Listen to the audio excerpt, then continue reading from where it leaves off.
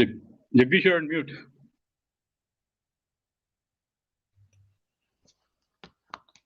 Hey, I have to repeat. Hey, welcome everyone. Welcome to this edition of ClarITea Chat, and welcome Swami to this session. Absolutely, my pleasure, Jagdish. Great to have a conversation with you again. Yeah, just that it's live now. Absolutely, Swami. Yeah, we worked together in GE in Bangalore, and then you went off to Japan, and happy that you're back, and that too back to Mumbai. So glad to be back. So everyone, first of all, let me wish you a happy Navratri. May the blessings of our goddesses bestow wisdom on us. So let's begin. ClarITea Chat is an effort to bring out the management and soft aspects of digital transformation and IT management through these conversations with the CIOs and business leaders. But you, the audience, keep the initiative going. So please announce your name and where you're joining from. Plus, do keep asking your questions as they arise in your mind. We'll be taking them from time to time. So today we have Swami TV with us. He's the Global Chief Digital Officer of Tata Consumer Products. By the way, Swami, when I announced it to one of my groups, and they said, we thought, is it Swami TV channel or is it Swami TV?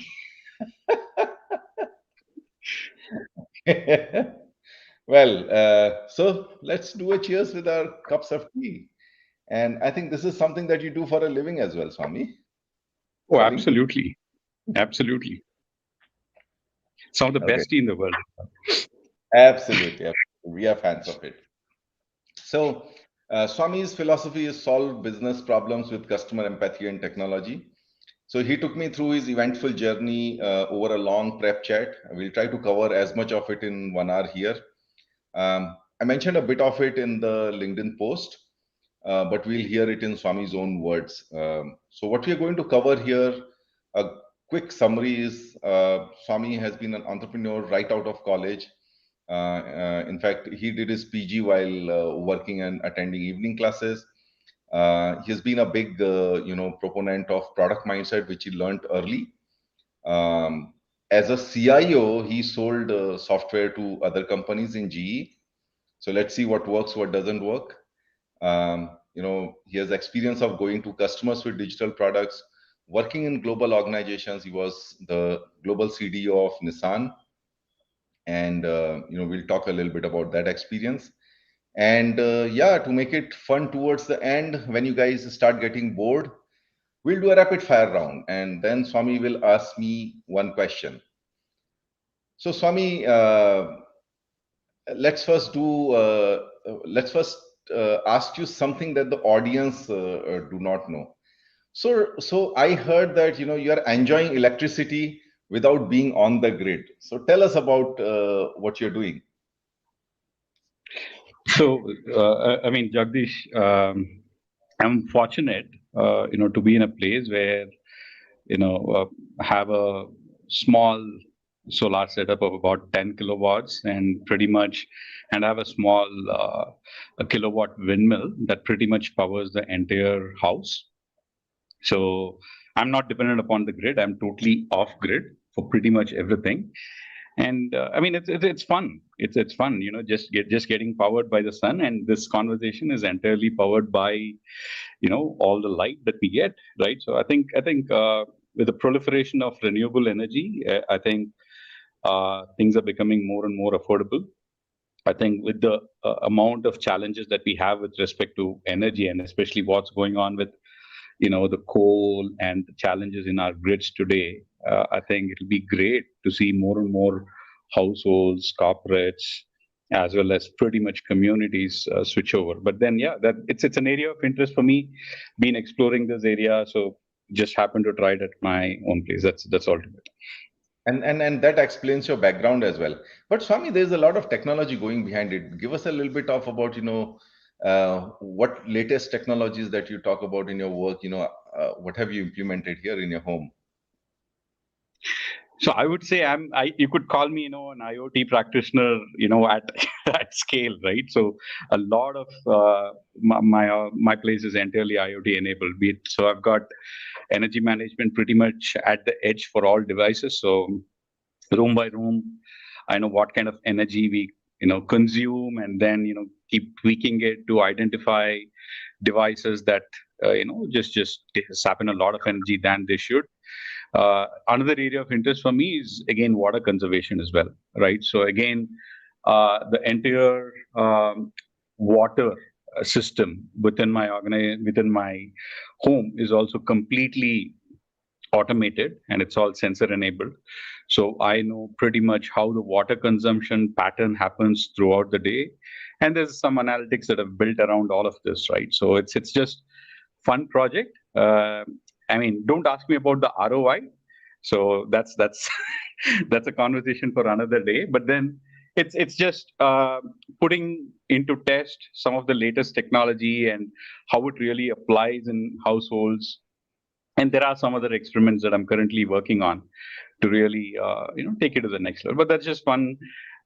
It's stuff that gives me time to work on my pet project. I love to tinker around, and a lot of this, it just happens that I'm just one of those fortunate guys who does a lot of this for living as well. So work doesn't feel like work. Yeah, so you're a true blue techie, at work or at home. That's we rarely find such guys, and I must admit that I'm not one of them. I would like to more be a beneficiary of tech, and then to make others the beneficiaries, but not so much like I mean, I really envy you, Swami.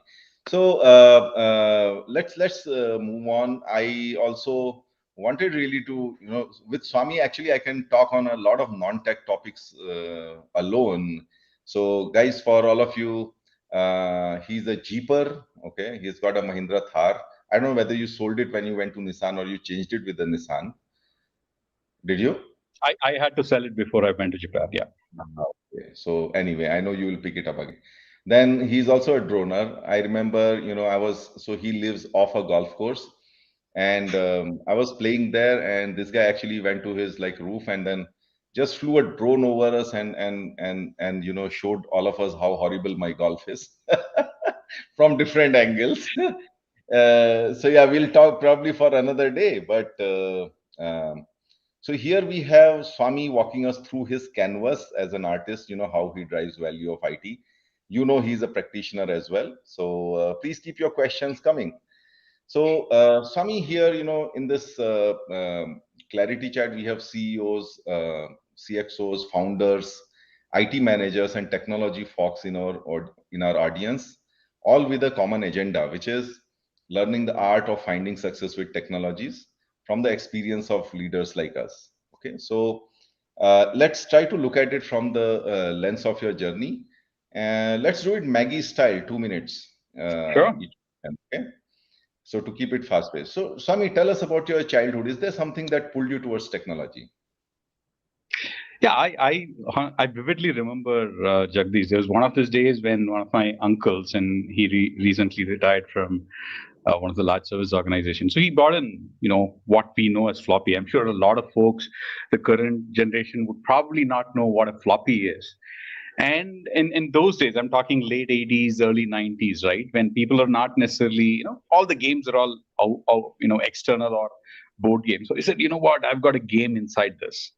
But it seemed like a flimsy plastic sheet. And I was like intrigued by that entity. Like, how could a game be inside this? And then there's one of those days when he, took me to his workplace, put this Pac-Man stuff inside, and then there was a game coming out of it, and it was all very magical. I think that, if I look back, that influenced me quite a bit, in terms of, wow, this is just magic.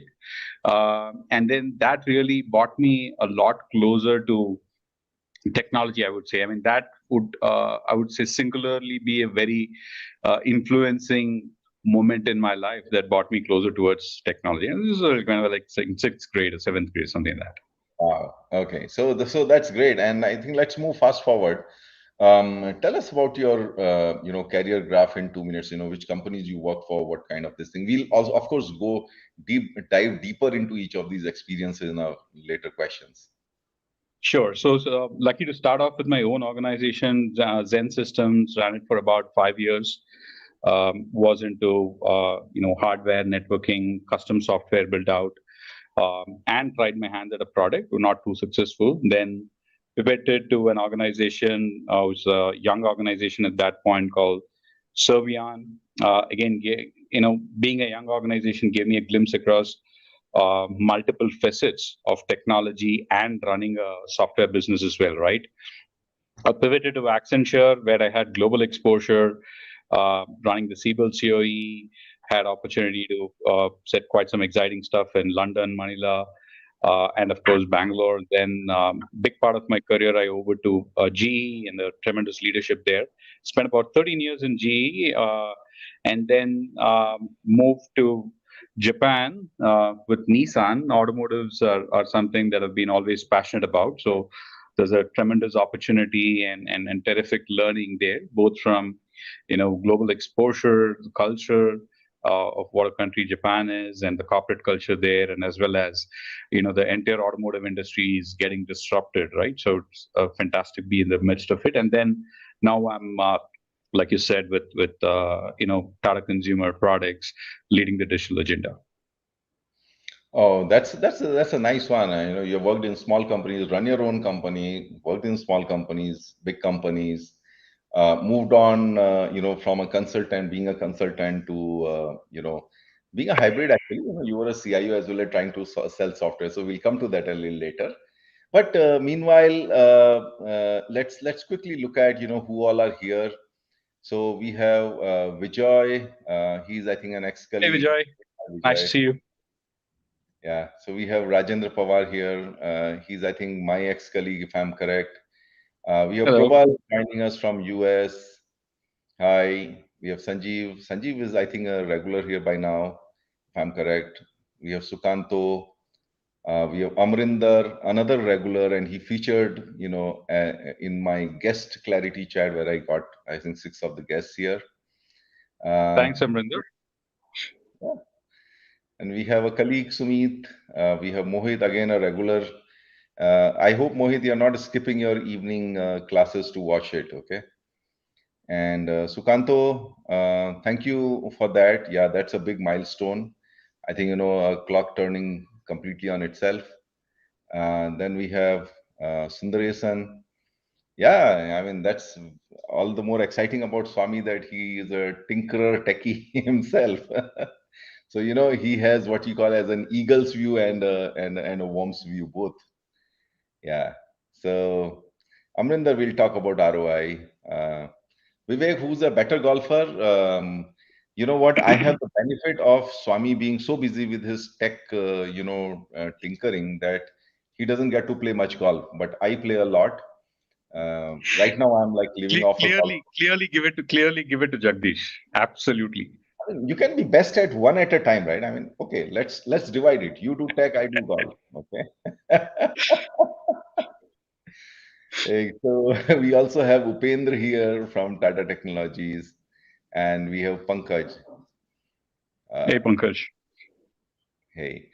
So that's great. Now let's move on. So Swami, let's start with your first, stint, which was like being an entrepreneur. And what were your learnings, and tell us why you left it.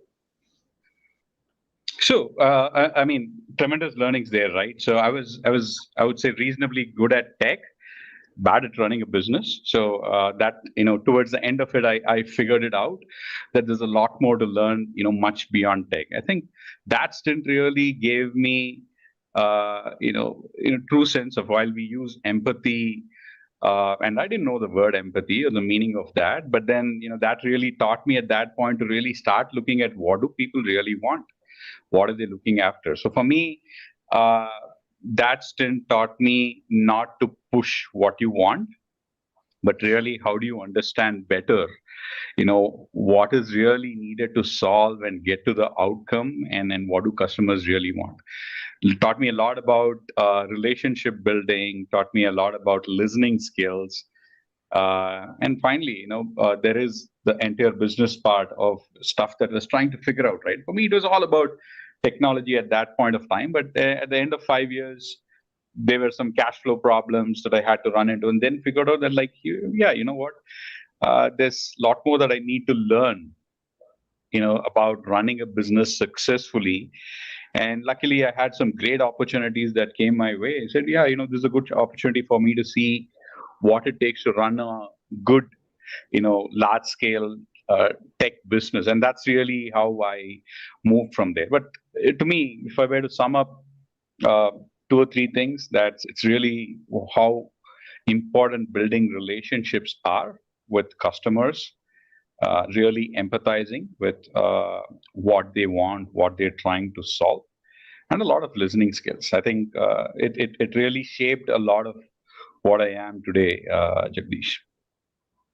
No, absolutely, and I can vouch for it. Like, you're good at relationships. You're a very patient listener. By the way, for those of you who don't know, when I joined GE and I was kind of feeling lost in the big good world of GE, Swami was my buddy, and I was like kind of disturbing him all the time, and he was very, very patient with me. So thank you, Swami, for that. Now, so Swami, I think some good takeaways there. Empathy, relationships. Understanding the overall complexity of running a business. Yourself, and then I think the biggest one of them, is like pivoting. Many times, like we just keep at it, but I think you kind of understood that there's a much bigger world out there that you need to experience. So you went to a small company, uh, and what I understand there, that you started building products that far back. So tell us a little bit about your Servion experience. Sure. I think when the rest of the world, early 2000s, late 90s, I'm sure pretty much people remember, and still until today, it's only now with the recent debut of Freshworks, the product is really booming at scale. But the past was the Indian IT scenario was largely about services, right? And I was fortunate to get into this company, which was well into services, but also building products.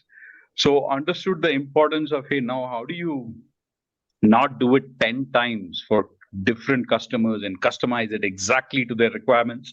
Of course, yeah, that's a revenue stream because now you can deploy a lot of people. But how do you step back and look at the problem as a whole? Build a product once, and look at what are all the kind of challenges that people go through, accommodate it in the product, and market the product, and then really sell it to multiple consumers at the same point of time, right? So to me, um, I think the entire world of why products are extremely critical and how we should start looking at it from a product angle, that was really born there. And being a small company, Jagdish, I had this opportunity of not just building the product, but really taking it to the customer. My first visits to the US, really out of nowhere, had to go live in a large organization with a product that is just born.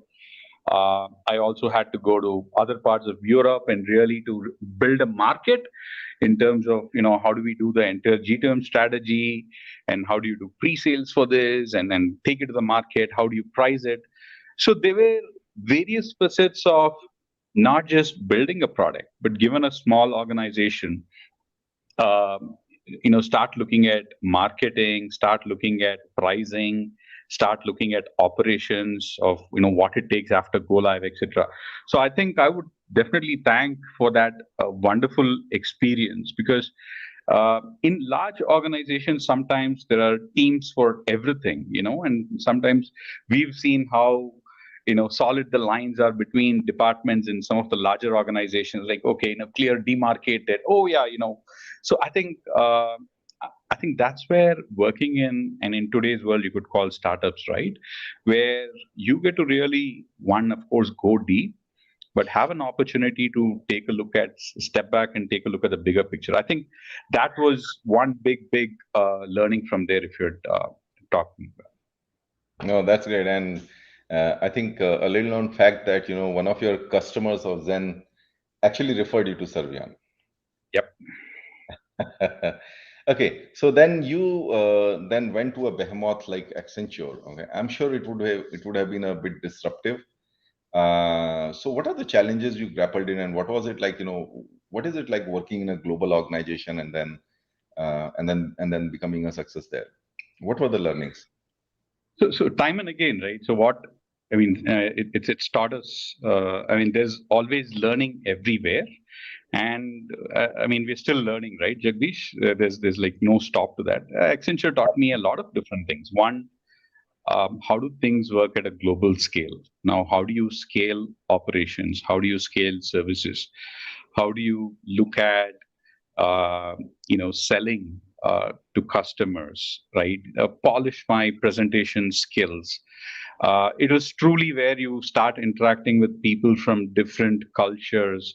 So I had an opportunity to, set up the COE in London and Manila. So how are people different from different geographies? What does it take to influence them, right? And in all of this stuff, right, I wouldn't say I was successful. So there's a lot of learning, a lot of failures. Then you realize, I mean, you think you know everything, go with a lot of confidence, and then Tell us. life teaches you.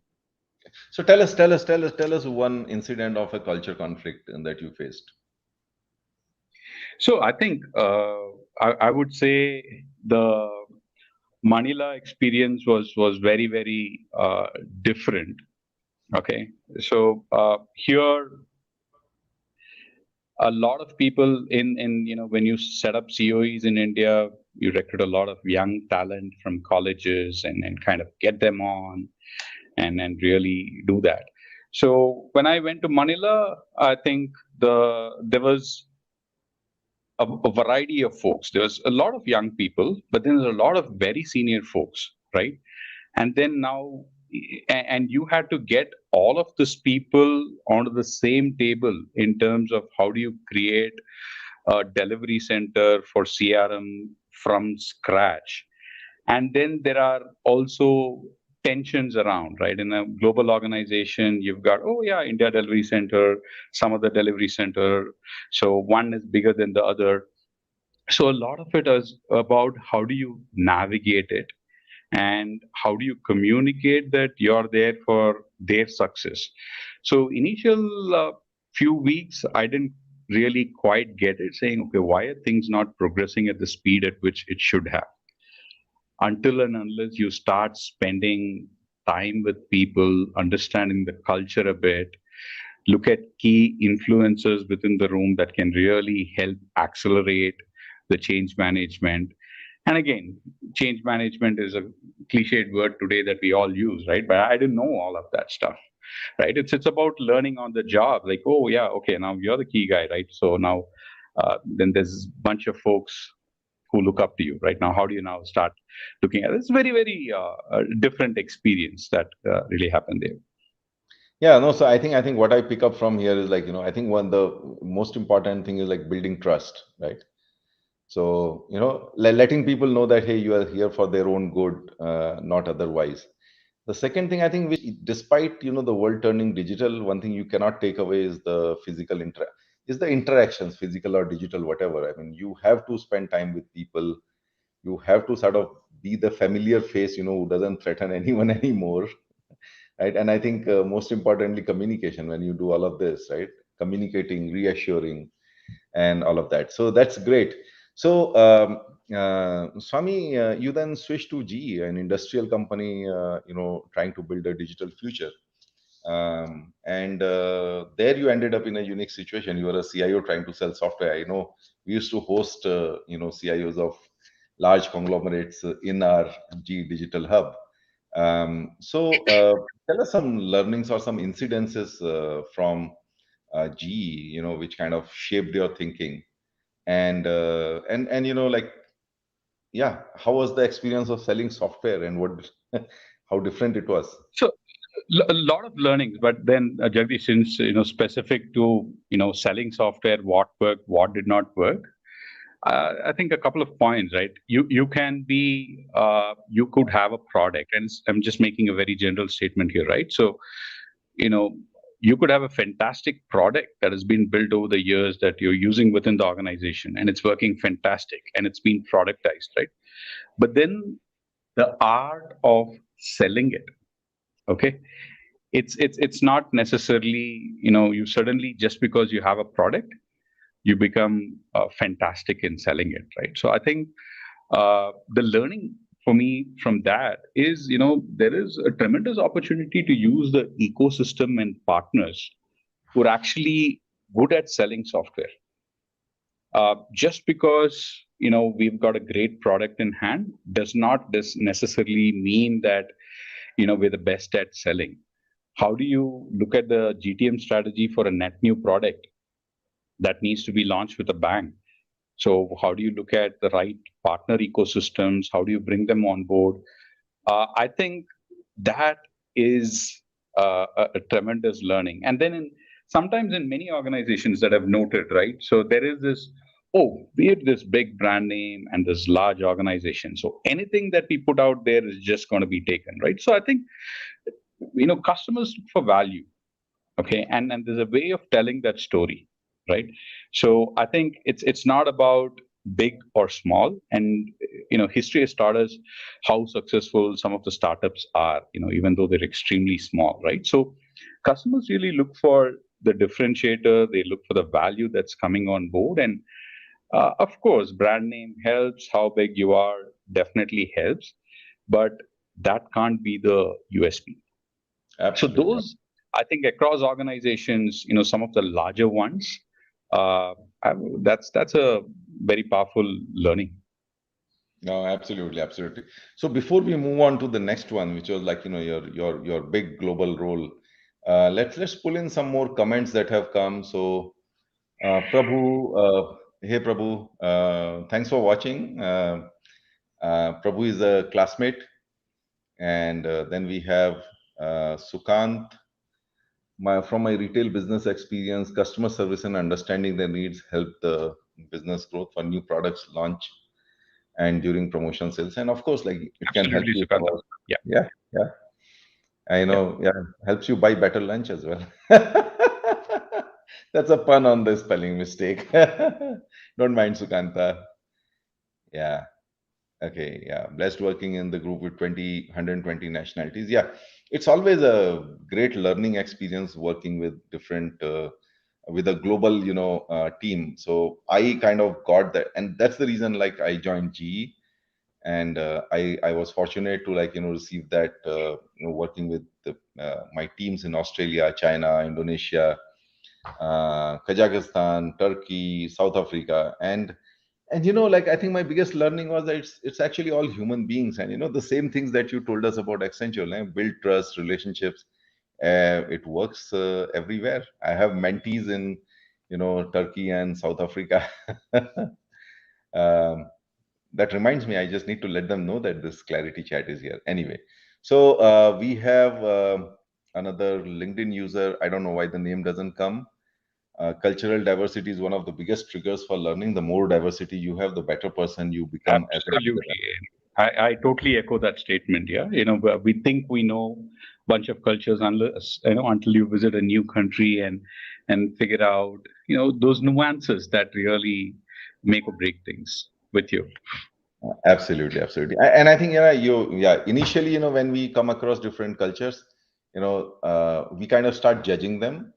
But I think as we spend time, the judgment becomes learning, and yeah, really, the diversity is a big factor in learning. So the next one is, again, I don't know why the names don't come, but LinkedIn user. I agree with you on sales. Product quality is just one component. Other critical things like relationship, storytelling, and empathy makes it successful. Sales makes you a complete person. Okay. What do you think about that, Swami? Well, say sales is tough. My boss tells me time and again, right? Of course, everybody is important. Every function is important, but there are two important people: the guy who makes it, the guy who sells it. And selling is tough. And selling really, it's really tough. That's where you make the money. The rubber hits the road. So fully concur with the statement. No, I fully agree. I fully agree with you. And, just on a little side of humor, hey, you have to, start spending more time with your partner. Your life partner makes you complete. Can we even argue with that? No, we can't. Okay. I mean, okay. So now coming to Amarinder's comment, great point on GTM, especially for a net new offering versus having a great new product at hand. Yeah. Thanks, Amrinder. So let's move on. And yeah, so now let's talk about the next big canvas, which is your global role in Nissan as a CDO. So, like it's a giant with like multi-country operation with all its complexity, all the cultural conflicts on steroids. And then you are supposed to move it, in the world of digital with the likes of Tesla competing with you. So how do you move a giant, uh, with all the entrenched complexities and history behind it?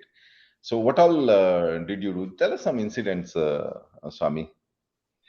Sure, I'll tell you.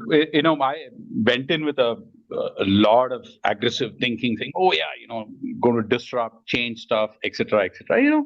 You getting into a new job, and then I'm very passionate about automotive, and I think most of us, the amount of disruption that's happening in the industry, it's once in a lifetime kind of a disruption that's happening, right? So um, while there was a big agenda that was set, very quickly I realized that trying to move everything with speed uh, is not necessarily going to work in this complex cultural geography, etc., etc. So the way I had to narrow it down is, you got to pick up the priorities, you got to pick up the specific fights. There's no use boiling the ocean. So I narrowed it down to a couple of key stakeholders who were absolutely in terms of wanting to transform their functions and thus you know uh, creating the right impact to the customer out there. So very specifically I said, you know what, it's rather than trying to do everything, I honestly had to, of the 6 7 bets, had to pick up 2 bets, saying going to go full on with just these two. And it took me about 3 or 4 months to even realize that it's not going to necessarily, trying to do everything is not going to work. While ambitions aside, this clear vision from the company that we have to really burn on all cylinders. But that's where picking up priorities, picking up stakeholders, and then started showing very specific wins with certain stakeholders. New country, new management with a lot of legacy and baggage within the organization. It makes things very tough. So you got to earn credibility. Jagdish, you referred to trust. You got to build trust. Now, can you try to do that with everybody in a short span? Not possible, right? So that's where I think picking up the right priorities. So picked up one of the very critical areas within Nissan in terms of how do you look into the future of planning new products. Okay, great stakeholder there, great support. So now visioning. I'm just taking one of those examples, right? So now visioning into that and really digging deep into that area and showing quick results. I think that really uh, was the complexity. And then again, Japanese, again, for those of you who have not been to Japan, absolutely a wonderful place. You should definitely go there in a lifetime. But then it's very interesting to work with the Japanese. Okay. And learning those nuances of what do they really mean, right? One of my earlier bosses used to call, what is it called as, something called as Minnesota nice. Minnesota nice is, and it's apparently a reference to people in Minnesota. Like you're in a group, you sit in a meeting room, you nod your heads, like, yep, yep, yep, we'll all go do this. Outside the room, people just go off in different directions. Inside the room, you're like, oh yeah, absolutely being nice to everybody, right? So those things, now how do you navigate? When in the larger meeting, in the larger forum coming from the board, people are like, absolutely, yes, yes, yes. But then now, how do you now understand what are the priorities of each of the people? How do you kind of get them together? And you don't know the language as well, right? So very, very interesting experience, a tremendous amount of learning, and I would say probably successful 50%, right? So there's a bunch of failures initially, but I mean, you learn from failures. So I love the entire journey there, Jagdish. No, I must say it takes a lot of humility to say only 50% success. And I really admire that, Swami. So, yeah, so Swami, I think all the good takeaways here. I mean, focus. I think that's the most important takeaway from this. You can't boil the ocean. It's a large company, so you just pick your priorities in terms of initiatives, identify which are the most supportive stakeholders, and like create that pull, and just go in a focused way. And of course, yeah, learn a new culture, explore a new country. I don't know whether you had your own Jeep Thar equivalent in Japan or not. Oh, I had wonderful vehicles, that Nissan gave me, that I had an opportunity to drive. Pretty much everything in the stable. So And I they were love that changing it, aspect as well. and they were changing it like every 3 months or what? No, not really. But I can understand you would have access to a lot of those. Yeah. Yeah. I mean, I loved. I used to love going to UK and drive and try my hands at different JLR vehicles in my own tenure. So I can understand how exciting that is. Yeah, I mean, you don't have to own it; you just have to drive it around for a few kilometers. So now let's move on to your current role, Swami, which is Tata Consumer Products. Now it's like a FMCG, completely different, from automobiles or industrial products.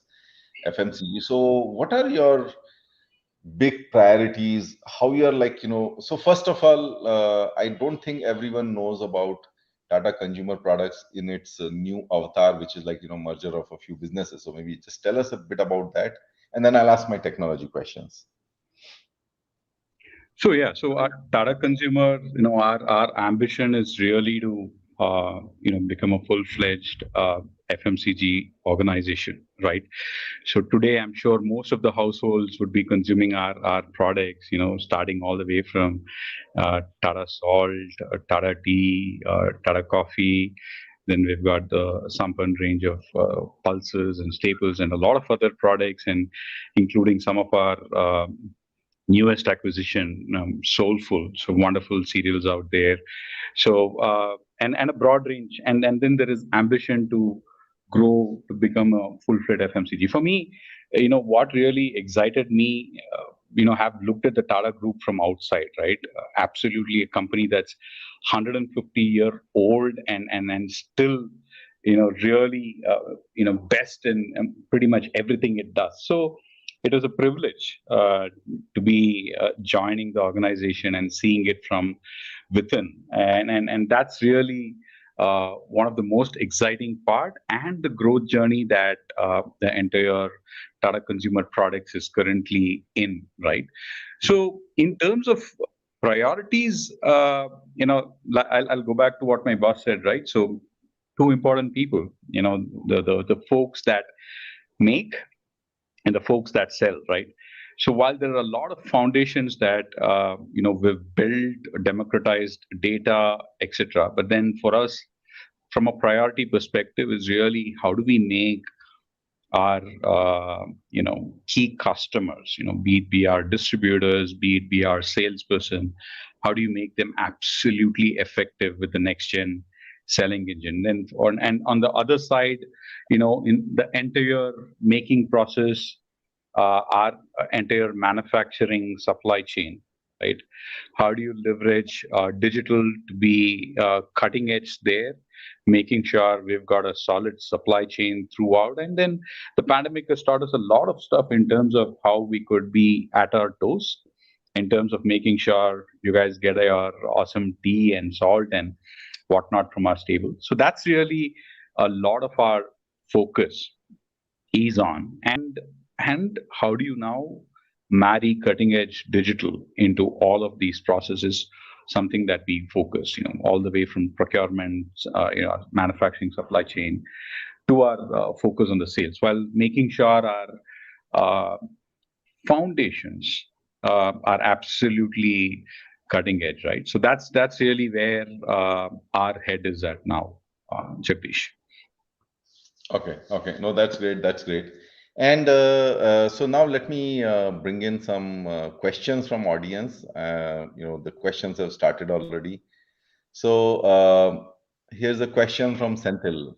Hi, when in a high growth, how to build competence versus delivery quality, still maintain culture. So Swami, I'll qualify it. I have seen these, the companies where they're growing at such a rate that, for them to like, and especially when you're starting small, like for them, the priority, the question always like, should I continue focusing on that explosive growth or should I build like those functions, systems, processes? Any thoughts on that? So business comes first, clearly. If there are business ambitions that need to be met, and there is a clear vision in terms of where we need to go, as a function, call it digital, call it IT, call it, and be any other function, absolutely has to cater. So in my mind, yes, there could be functional agendas, but then on top comes what needs to be delivered as outcomes.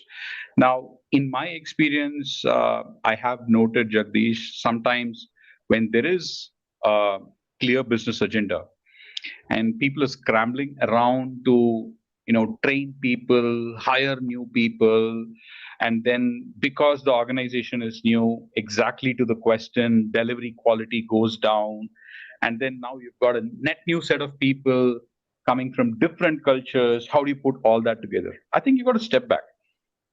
If the business priority is the first, then is building teams, with diverse cultures and then scrambling for quality, really a position that you need to be in.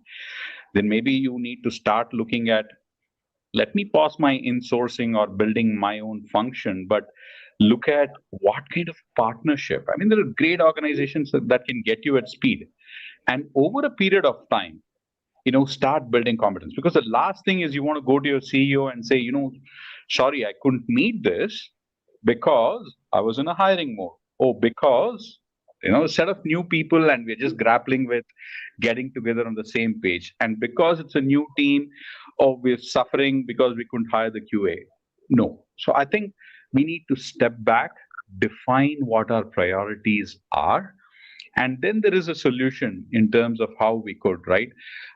This specifically, and I've had a chance to experience this, when people get headcounts, especially in functions, they want to just go ahead and hire. Absolutely important, hiring the right skill set. But then, what can you get done faster for the business? What better way is how I would approach it, Jagdish. Yeah, absolutely. I hope And that answers. I think it does, and maybe like I'm just putting it from my own experience now with like I'm working with some smaller companies. Of course, companies of the size of Tata Consumer Products don't need me anymore. So I work with little smaller companies, but who are growing fast. I would say that like put your bets on like certain principles or values which should be clearly communicated, and then then you can probably that's the only antidote to growing fast without a lot of structure and a lot of controls and all of that. If you have a very strong value system, I mean, there's one company I work with, they have very strong value system in terms of like make it for the customer, right? Being very very customer centric. The whole organization rallies behind anybody if there's a problem with the customer. And yeah, growing at 30-40% a year, not able to manage it, you're not able to set up the COEs and everything, but there are certain value systems that keep them kind of still together. And there's a half comment from Mohit, the Japanese experience reminds of, maybe you can put another comment saying what it is. So Vijay, yeah, great insight from Swami's Nissan stint, prioritize and focus. So there's a question from Pawan now. How challenging was switching industry from software industry to automobile to consumer product? how much business domain knowledge is essential to become a successful CIO CDO? Very good question, right? So, how challenging was it? It is definitely challenging, and it is challenging as well. I think one way to think about it, when you get into a leadership position, what's extremely important is, and my belief is, a successful CDO is somebody who embeds the digital mindset into all of the functions, be it be a sales, supply chain, finance, HR, whatever it is. And they come with 20, 30 years of domain experience. And it's going to be extremely challenging for me to come and say, oh, yeah, you know what? In 6 months, I'm going to learn everything. So the way I approach it is, and I'm sure those of you, who are wanting to recruit great teams, it's important for us to recruit or have in our team complementary expertise, right? So for me, I know my strengths, my challenges, and domain is not something that I can call out saying, oh, have I understood the business? Have I understood how we make money? Absolutely. But do I know the nuances of the domain to be absolutely successful? There are challenges. That's where it's extremely important to have complementary folks within the core team. So I've got folks who come with very strong, supply chain, NPD, sales domain in FMCG for, the last 20 years, right? And it's important because there's always going to be difficulty for a single person to know, and it's practically not possible. So that's where in building high power teams, it's like, now how do we make sure if there are 10 people in the core team, do they complement each other? It's very easy to start hiring like-minded people, but you need the right balance within the team. You need people to challenge within the team. I think that's the way I've looked at it.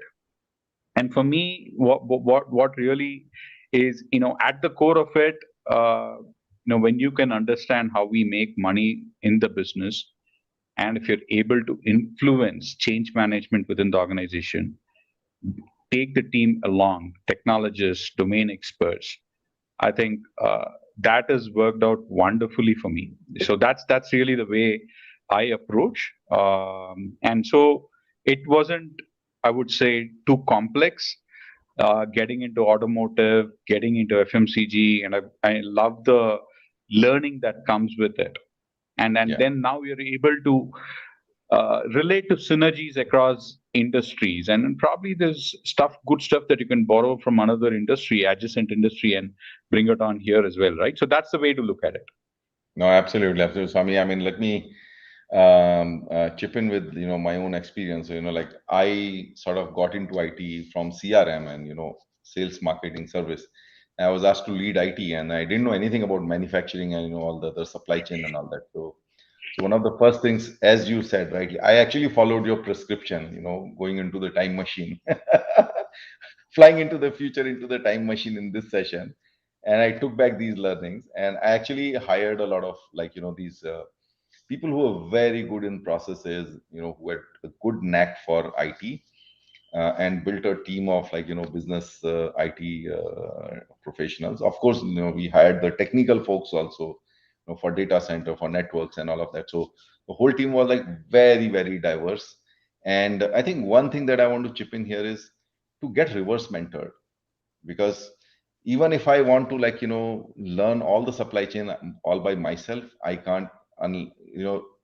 The better way is to get the supply chain expert in your team, or maybe from your business function, and and just tell them, guys, tell me all the complexities, walk me through it if required. Go and walk around that function, look at different things. I mean, walking around is like a Japanese thing, right? The gemba, nothing beats. Absolutely. But yeah, but absolutely, I think even in a larger sense, I think it is a very important takeaway from Swami, that don't try to do all it by yourself. Don't look at what you don't know. Don't look at it from the point of view of a deficiency, but look at it that this is an opportunity for me to get an expert into my team. Yeah, I'll just add one more point, fully echo with you, Jagdish. One of the things one of my GE manager taught was what we used to call that day as Seatrides. Any new initiative, any new project, he would say, Swami, have you gone for a Seatride? Like first time, like, what is a Seatride? Like, so it's like, just go sit with the risk guys. Just sit there for 3 days, 5 days. Just watch what they're doing, right? And to me, be it be at GE or Nissan or here, what we do a lot of market visits and stuff like that. I think the best form of learning, and especially for a lot of IT folks, where people think, oh yeah, it's technology and everything technology can solve. What are you trying to solve for? Can you empathize with your consumers? Can you empathize with your customers, stakeholders? Stay with them. It's really be it be at the plant, be it be at the logistics center. I think or at the marketplace. I think that's very powerful. It's worked for me. Most of my learning, and more importantly, what do we need to focus? What do we need to fix? Prioritize. A tremendous learning that comes from there. I would encourage for folks who have not tried Seatrides, absolutely try it. You'll get addicted. We try to practice it at least at a minimum once every month. But yeah, I just want to leave that as well. No, absolutely, absolutely. So we have about 10 minutes left. Let's see how much we can cover. So Upendra, Tata Group means trust and respect, definitely, as an ex-Tata person. And now Swami being on the Tata side, I think we can appreciate where that comment is coming from. Prashant, you mentioned, as you mentioned in the boardroom, everybody aligned at the same time. Outside the boardroom, everyone in a different direction. Any specific thought to manage it? I think Swami gave his sense of it. Let me give you my 2 cents on it. I think it's very important to build those one-on-one individual relationships as well, and also to kind of keep some tabs around whether what kind of thinking is going around. So the flying under the radar and understanding what's happening in the organization. Are there initiatives which are conflicting with yours? But I think the best thing that works is like one-on-one. In fact, I would say that you do it in advance. When you're going into a big meeting, at least who are the top 3 or 4 influencers. Try to do a one-on-one with them and try to pulse that what kind of concerns they're going to come up with, and then build it into your presentation itself. So I'll leave a word here that I learned from Japan, right? In Japan, there's something called as Nemavashi. Nemavashi is exactly what Jagdish described, right? So prior to board meetings or anything, the Japanese, the way they build consensus is through what they call as Nemavashi, where they pretty much align 100% of the stakeholders that are going to be in the boardroom. Okay, no surprises. When you are going into the boardroom for a decision making, you don't want to surprise stakeholders with something that's like totally net new, and like they're figuring out how do you react, and at that point they might say, okay, sounds good, but then that does not mean they subscribe to, right? So keep that. I think you may not want to do Nemavashi with 30 or 100 people, but you got to know your stakeholders, and if it's 5 or 10, it's super critical that you build a relationship, pre-align with them, for a lack of better word in English, or Nemavashi with them, and then get going. Yeah. So no, that's a great point. Now I know the name for it, Nemavashi. Okay. So let's move on to maybe just in the interest of time, I won't be able to pick up all the questions, but I'm picking up one from Amarinder. Why do you think Indian SaaS startups get more customers overseas relatively easier as compared to getting adopters in Indian organizations? This is my perception for long and not solely based on the Freshworks IPO. So I think I haven't honestly seen the data to say, hey, I do know of a lot of Indian SaaS-based startups that have a huge customer base here. Obviously, the world is bigger. The second most important point, Amrinder, it is just a data at this point. Indian SMEs are exploding in terms of their usage of technology now, right? A lot of them to SaaS platforms as such, but then you see a clear trend where a lot of Indian SMEs have started using the likes of Zohos and Freshworks and others, and our market is growing.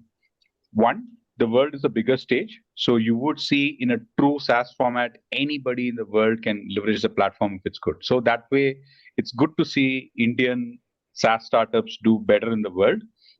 But I see a trend, and I see it in my business as well, where even a small mom and pop store is shifting to technology, and they do understand, the speed at which things need to be deployed, the headaches of not having servers and stuff like that. So I would see a trend where Indian organizations would more adapt and adopt a lot of SaaS platforms.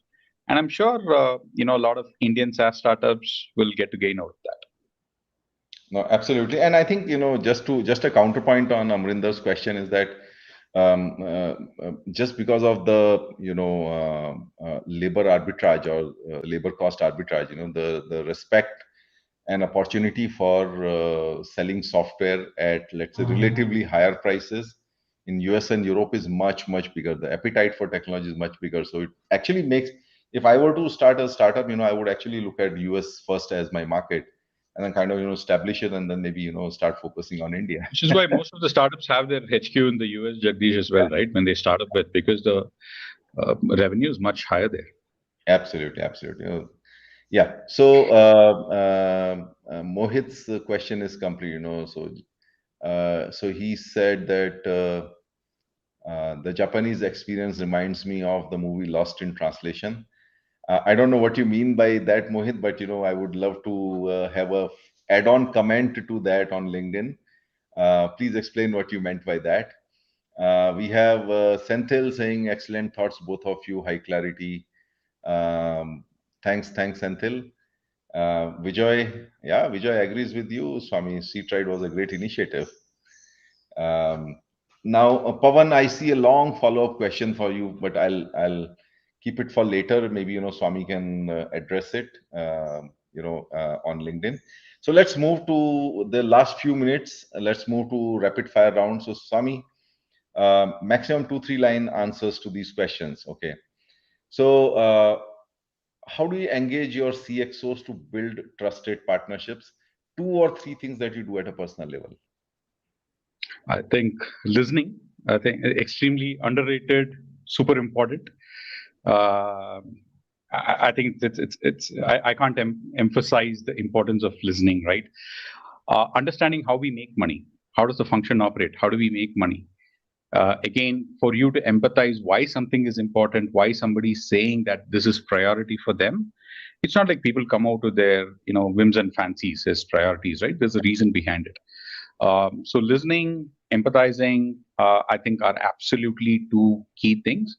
And then showing your commitment through market visits, Seatrides, kind of a stuff also is very important, because you need to connect with the people who are actually doing work on the ground, right? So I think these 3 are super important. Yeah. So listening, understanding how we make money, and Seatrides. Okay, that's great. So how do you build an effective team? 3 things that you do. One, important to have a very clear vision in terms of what we are out there trying to achieve. Second, build a complementary team. Don't be, try to recruit people who are very similar to you, that you're very comfortable with. Hire people who challenge you, hire people who got stuff that we do not have as core skill sets. I think, and then getting them all together is kind of one thing that absolutely works. Okay, that's great. So we talked about asymmetry of talent. So how do you leverage it to your benefit? I think asymmetry makes the whole team wholesome, if you will, right? So someone who's strong in operation, they could be somebody who's strong in governance, they could be somebody who's strong in innovation, technology, domain knowledge. No. This is about leveraging the partner ecosystem. So we said that 95% plus of the talent is on the partner side. It's only 5% on your side. So how do you make it work? Okay, so I think similar to building to me, the ecosystem is not just about our team and our organization, right? So it's important that we take the partners along, and there is a reason why there's a difference between the word vendor and a partner. And if you're really calling somebody partner, it's really they understand, they empathize the problem, and they are with us in the journey. But to me, how I leverage is really building that ecosystem of partners that absolutely relate, and making sure they understand what it is for us to win, and in the process they win as well, right? So that's really the way I think about it. Okay. So next one, again, a rapid fire one. So we have recognizing that we have many CXOs and executive directors here, and all of them are watching this because they want to be, better digital leaders. So what is the biggest difference that you see between CXOs who are really tech savvy, or, who are, like, you can say, digital friendly, versus not so savvy ones? So Jagdish, I'm not trying to be politically right, but I've seen tech savvy CIOs being extremely successful. No, this is I've not for seen CIOs. This is not for CIOs. This is for CXOs, the peers of CIOs. Oh, got it. Okay, I thought I heard. Okay, CIOs. Okay. So I think with tech savvy CXOs and not so savvy ones, right? So tech savvy CXOs, there's an opportunity to go a little more deeper because they'd like to understand more. The opportunity there is at least a couple of opportunities where I've had the approvals are much more faster and easier, but because they know technology, there are times when they'd like to go so deep that you have your own challenges. You got to go absolutely prepared to go nth level in terms of technology. The non so tech savvy ones, I think for them, what absolutely comes on the top is okay, clear outcomes, adoption, and you got to clearly articulate what it means for the business, right? So, and there are tech savvy CXOs who are also like, I want to know what it means for the business, right? Not to negate that part at all, right? Absolutely. So you have to understand your leader very well, bottom line, right? And then make sure you articulate that. So two different approaches. With one, be focus on technology. If you're able to convince them on technology, the approvals will come faster. On the other side, talk outcomes and basically, build trust through an outcome-based approach. Great point, Swami. Yeah. So now today, more and more business managers, business leaders, they want to be they want to be like sort of known as, like, people who are digital transformers. Okay, so what should a CIO do to make the enterprise leadership more digitally aligned? I think the most important thing is don't make projects digital projects. Make it business initiatives. Make it their own baby. I think some of the best successes for me is not to say, oh yeah, with the CIO or the CDO, and I'm going to run this project. This is all about digital. It's not about digital. The business, they're making the money unless you are creating a net new digital revenue stream. So the best win can be making sure the sponsor really owns the initiative like a baby, make it successful for them. You now have one more leader in your pocket who's a super sponsor, with a digital mindset, and out there to influence the rest of the enterprise leaders as well. Absolutely. In fact, it's like, we tend to hold on to the initiatives like a mother, but give it to the fathers. Okay, so here's a bonus question for you from which I would call as the audience, rapid fire. Two things that have fueled growth in your professional journey. I would say understanding the business, empathy, and taking the team along. Okay, that's great. That's it. So that brings us almost to the end of it. And let me quickly bring in some more comments here before you ask me my question. So great session and great opportunity to meet a great leader like Swami. Yes, Sanjeev, it's always a pleasure to talk to Swami. The very engaging discussions you can have. And Amrinder, thank you for that. Yeah, Swami, Thank you. your opportunity to ask me the question. I've been asking you all the questions so far. So, Jagdish, I mean, more towards as the Indian SaaS product industry is blooming, right? Very fundamentally from product, you talk to a lot of CIOs, CXOs, etc. What's the approach towards product, and how do you see the Indian service industry shift towards more product-oriented approach versus, the tons of projects that we end up doing? Uh, okay, not to be politically correct. Okay.